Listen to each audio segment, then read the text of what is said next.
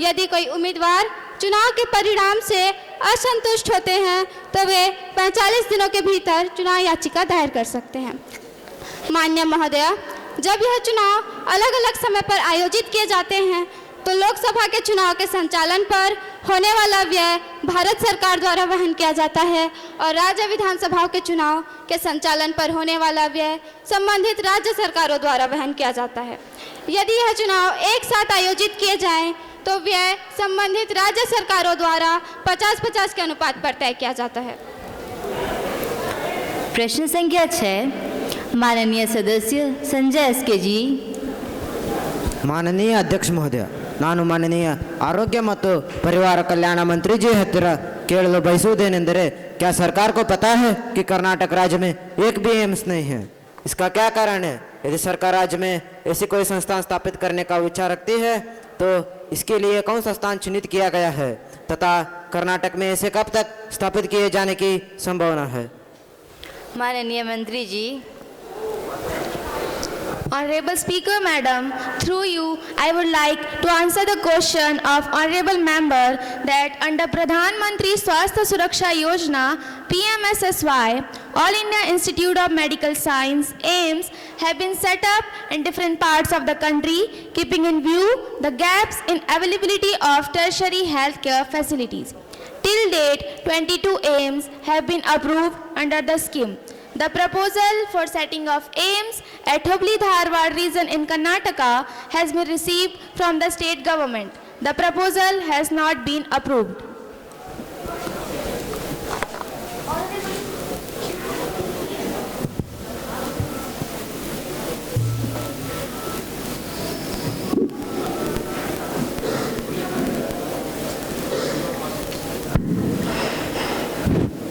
Honorable Speaker, ma'am, a serious breach of privilege has been committed by Aurangabad District Authority.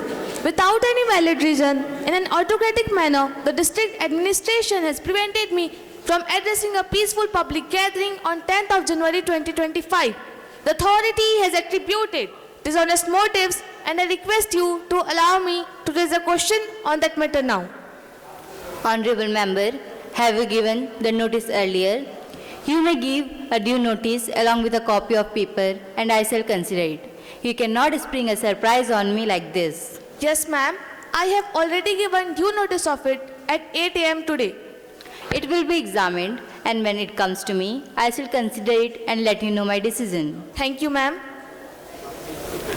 Honorable members, I have to make an announcement now on behalf of me and on behalf of the members of the House.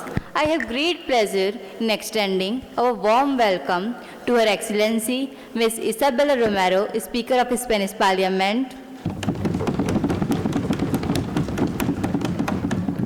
and honorable members of the Spanish Parliament who are on visit to India as our honored guest. The other honorable members are Mr. John Ortega, Member of Parliament,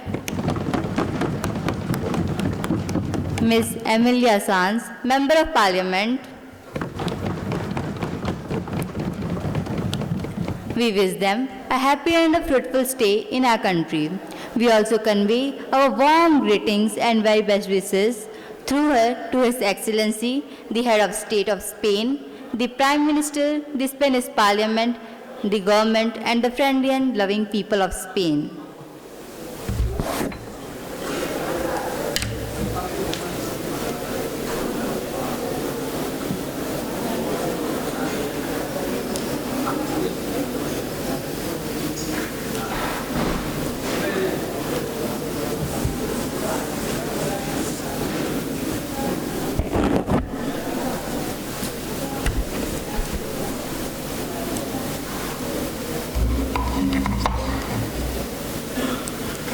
अब पत्र सभा पटल पर रखे जाएंगे।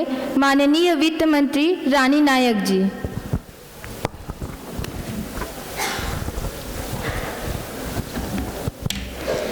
Honorable Deputy Speaker, Madam, I beg to lay out on the table a copy of each of the following papers. First, Economic Survey 2023-24. Second, Economic Survey 2023-24 Statistical Appendix. पंचायती राज, मत्स्य पालन, पशुपालन एवं डेयरी मंत्री माननीय हर्षित सांडे जी। माननीय उपाध्यक्ष महोदया जी, मैं वर्ष 2024-25 के लिए पंचायती राज मंत्रालय की अनुदानों की विस्तृत मांगे। दूसरा, वर्ष 2024-25 के लिए पंचायती राज मंत्रालय की निर्गत परिणामी अनुश्रवण रूपरेखा। तीसरा, वर्ष 2024-25 के लिए मत्स्य पालन, पशुपालन और डेयरी मंत्रालय की अनुदानों की विस्तृत मांगे। चौथा, वर्ष 2024-25 के लिए मत्स्य पालन, पशुपालन और डेयरी मंत्रालय की निर्गत परिणामी अनुश्रवण रूपरेखा की प्रति पटल पर रखता हूँ। Secretary General to report message from the upper chamber of youth parliament. Madam, I have to report the following message received from the Secretary General of Upper Chamber. I am directed to inform the Youth Parliament that the Railway Amendment Ordinance 2024 has been passed by the Upper Chamber as its sitting held on 24th December 2024. Secretary to lay on the table of the House as passed by the upper chamber. Madam, I lay on the table of the House the bill, the Railway Amendment Ordinance 2024 as passed by the Upper Chamber. Now, let us take up the calling attention motion. Honorable Member Yogesh Chaudhary to call the attention of Minister of Forest and Environment to the single-use plastic. माननीय उपाध्यक्ष महोदया जी, plastic की अधिक खपत, कुप्रबंधन तथा plastic कचरा एक बढ़ता हुआ खतरा है, जिससे वाटर पोल्यूशन हो रहा है, सॉइल पोल्यूशन हो रहा है। प्लास्टिक के कचरे के बड़े बड़े ढेर लगे हैं, जिससे आसपास की वायु बहुत ही प्रदूषित हो चुकी है, अंडरग्राउंड वाटर भी प्रदूषित हो रहा है। प्लास्टिक एक ऐसी समस्या है जो सबसे अधिक चिंताजनक है, क्योंकि यह एक ऐसा पदार्थ है जिसे नष्ट होने में काफ़ी समय लगता है। उपाध्यक्ष महोदया, प्लास्टिक वेस्ट मिसमैनेजमेंट इंडेक्स के अनुसार भारत, मोजाम्बिक, नाइजीरिया और केन्या जैसे देशों के साथ चौथे स्थान पर आता है, जो कि हमारे लिए बेहद चिंता की बात है।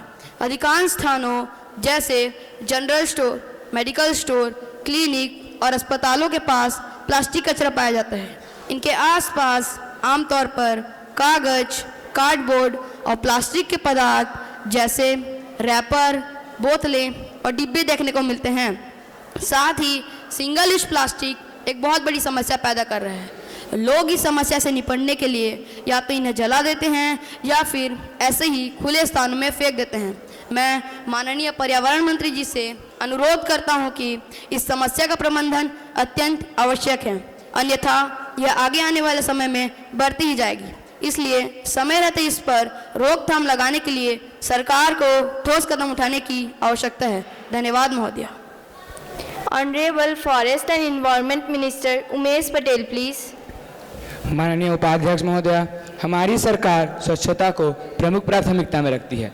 इसलिए हमारी सरकार ने 2 अक्टूबर 2014 से देशव्यापी स्वच्छ भारत अभियान चलाया है। प्लास्टिक को चरणबद्ध तरीके से समाप्त करने के लिए माननीय प्रधानमंत्री जी के आह्वान के अनुरूप केंद्र सरकार और राज्य सरकारें सख्त कदम उठा रही हैं। इससे पहले 1 जुलाई 2022 को कूड़े और अप्रबंधित प्लास्टिक कचरे के कारण होने वाले प्रदूषण को रोकने के लिए एक निर्णायक कदम उठाया गया है। माननीय महोदया, प्लास्टिक अपशिष्ट प्रबंधन संशोधन अधिनियम 2022 में भी इसका संशोधन है, जो 1 जुलाई 2022 से प्रभावी हो गई है, जिसके तहत सिंगल यूज प्लास्टिक वस्तु की पहचान की गई है तथा उन्हें प्रतिबंधित कर दिया गया है।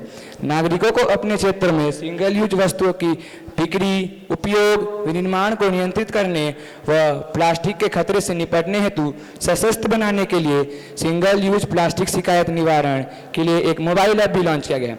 माननीय उपाध्यक्ष महोदया जी, मैं आपके माध्यम से इस सदन को यह भी बताना चाहता हूं कि इसके अतिरिक्त KVIC द्वारा project REPLAN reducing plastic in nature launch किया गया है, जिसका उद्देश्य नागरिकों को अधिक सस्टेनेबल ऑप्शन प्रदान कर प्लास्टिक थैलियों की खपत को कम करना है। धन्यवाद उपाध्यक्ष महोदया। Ms. Sahana, Ms. Astha Mishra to call the attention of Minister of Home Affairs to the tragic landslides in Kerala, particularly Wayanad. Thank you, Speaker ma'am. with great sorrow and disappointment, I would like to draw the attention of the House to the most multiple tragic landslides in Wayanad and flooding in several places across Kerala. People from Kerala are weeping